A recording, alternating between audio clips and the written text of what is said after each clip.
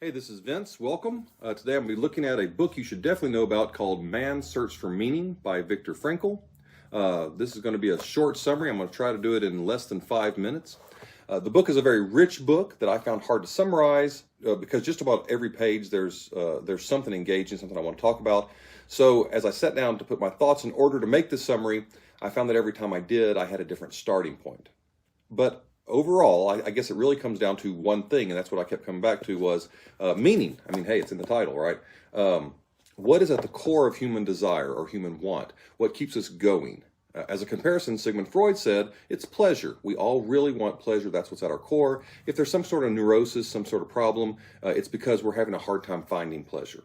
So he developed what's called psychoanalysis. We analyze your past, we find the problem, we try to correct it. A second psychotherapist in this field was Alfred Adler. Adler said that at the core of human desire was, the core of humanity was this desire for power. Well, that's what we want. So everything we do is trying to establish our dominance or our power or our status. He's the one that came up with the inferiority complex. We're always trying to build up our status. Frankl's view is that humans really want to be meaningful. They want their lives to have meaning. Or a better way to say this is a person with a meaning in life can overcome or bear any situation. So he often is quoting Nietzsche and saying, a person who has a why to live for can bear with almost any how. He calls his method logotherapy. Logo is the Greek word for meaning. Frankl was a Jew during the Holocaust and spent time in a concentration camp, and so the book is divided into two parts. The first talks about his time in the concentration camp, and the second more fully explains his concept of logotherapy. The first section of the book, while it's very engaging in its own right, it's a terrific history book, it's about the Holocaust, but it still is there so it can center on this whole idea of meaning. What Frankl's really trying to show is that people who could find some kind of meaning in their suffering in the Holocaust or something to live for, they were able to keep on going and often find times of happiness even under terrible conditions. So make sure you don't misunderstand. When he says find meaning, he's not talking about finding the meaning of life. He's talking about the meaning that life gives you. So basically what he's saying is the meaning of life is different for every life. Think of it like this. This is my best analogy. This is mine, not his. But I was one time asked about adoption.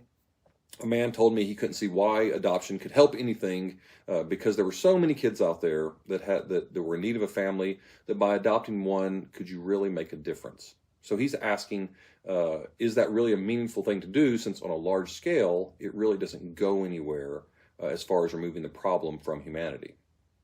But what logotherapy says is we're not looking for a grand scheme of things, of saving humanity. We're looking for saving you.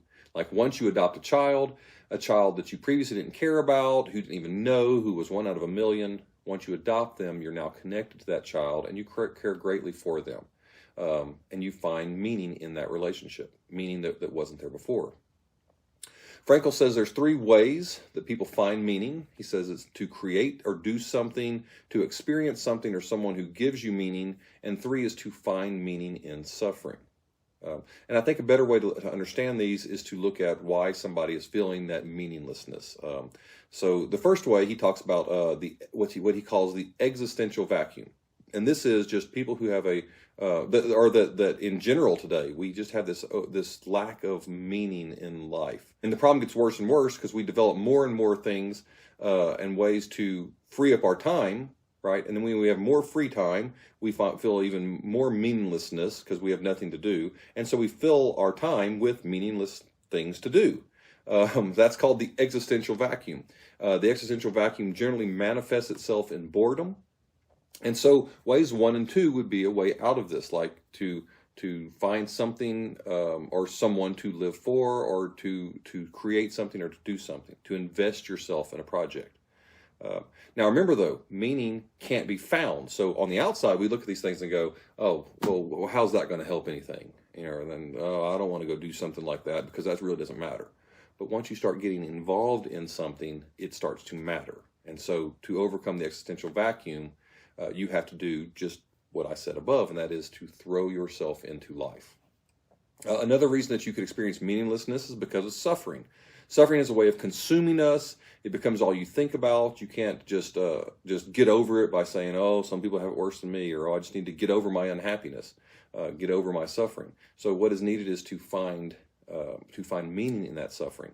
And he gives an example of this. One is that a man comes to him and his wife has died, and he feels very unhappy and very depressed. And Frankl's advice is, well, how would your wife feel if you would have gone first? And he says, well, she would have felt the same. And so Frankl says, well, then in a way, you are suffering for her, right?